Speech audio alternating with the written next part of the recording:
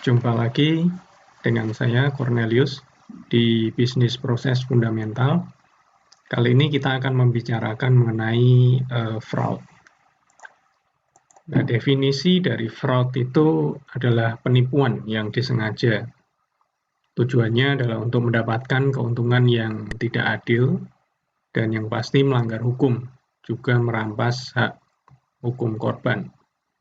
Ini menurut Wikipedia. Nah, fraud juga bisa melanggar hukum perdata, pidana, atau mungkin tidak menyebabkan kehilangan uang, harta benda, atau hak hukum, tapi masih tetap menjadi unsur tindak pidana atau perdata lainnya. Fraud triangle. Nah, konsep fraud triangle ini tersusun dari 3 komponen. Jadi ada 3 komponen yang mendukung terjadinya suatu tindakan fraud. Yang pertama adalah pressure atau motivation, yang kedua adalah rationalization, lalu ketiga opportunity. Nah, pressure yang pertama ya, pressure atau motivation ini bisa muncul baik dari eksternal maupun internal. Jadi dari luar diri seseorang maupun dari dalam diri seseorang. Nah, contoh-contoh motivasi di sini misalnya tekanan eksternal, ini adalah hutang. Nah, orangnya serakah misalnya, banyak berhutang, nggak bisa mengendalikan jiwa konsumerismenya. Kemudian kebutuhan gaya hidup, tekanan hidup, aktivitas melanggar hukum, main judi, narkoba, nah, ujung-ujungnya hutang juga. Nah, motivasi atau tekanan internal ini contohnya adalah niat untuk mencapai sukses, tapi jalan yang ditempuh salah. Kemudian yang kedua, terbebani dengan banyak pekerjaan misalnya.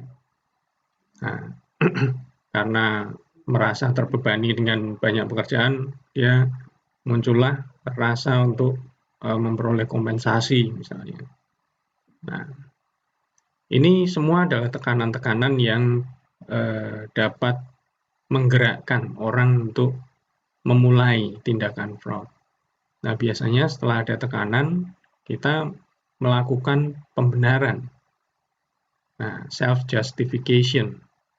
Ini contoh-contohnya, merasa tidak dibayar sesuai ekspektasi, kerjaan banyak, bayaran kurang. Nah, makanya cari sabetan misalnya. Merasa semua orang melakukannya, atau korupsi. Merasa jika tidak ketahuan, maka layak melakukan pencurian. Nah, ini mindset-mindset, memang mindset-mindset penjahat kalau sudah begini.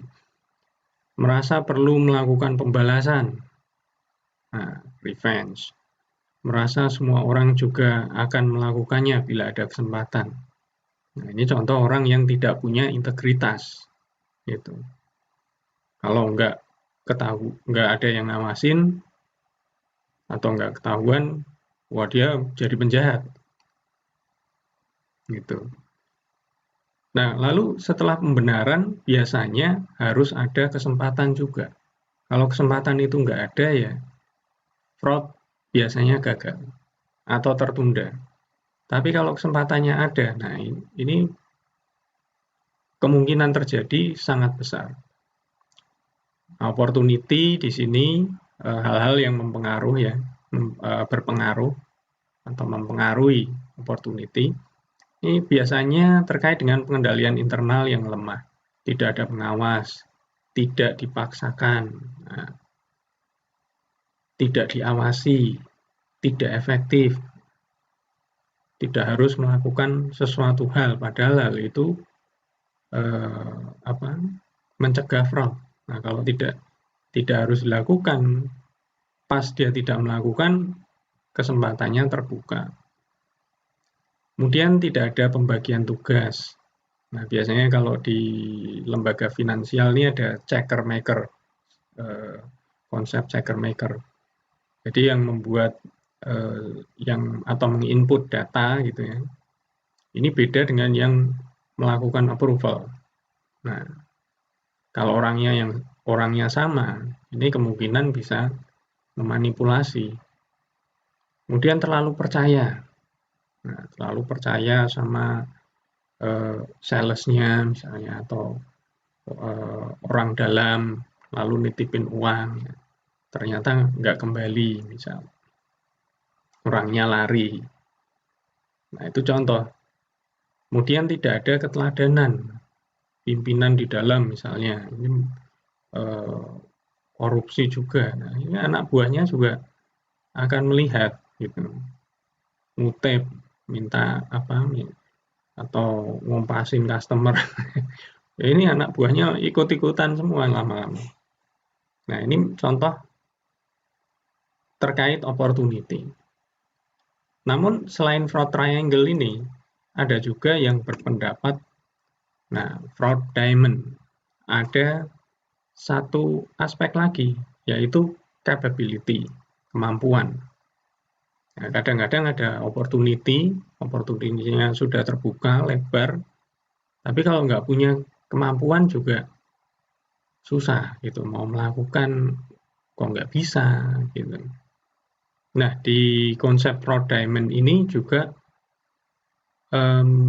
mengemukakan aturan 10-80-10. Nah, dikatakan di sini 10% dari populasi tidak akan pernah melakukan fraud. Ini orang-orang baik. 80% dari populasi akan melakukan fraud bila muncul kombinasi yang tepat antara opportunity, rationalization, dan pressure. Nah, ini. Nah, kemudian 10% dari populasi akan secara aktif mencari celah dari sistem untuk melakukan fraud. Ini mereka yang punya kapabilitas duluan. Nah, hacker-hacker misalnya. Mereka kemampuan tinggi. Nah, karena punya kemampuan, jadi kemampuan itu sudah menjadi aset dasar mereka. Lalu mereka secara aktif mencari celah sistem-sistem yang ada misalnya. Nah, ini mereka termasuk di dalam 10% populasi ini. Oke, mungkin cukup itu saja mengenai konsep fraud triangle, dan fraud diamond. Terima kasih.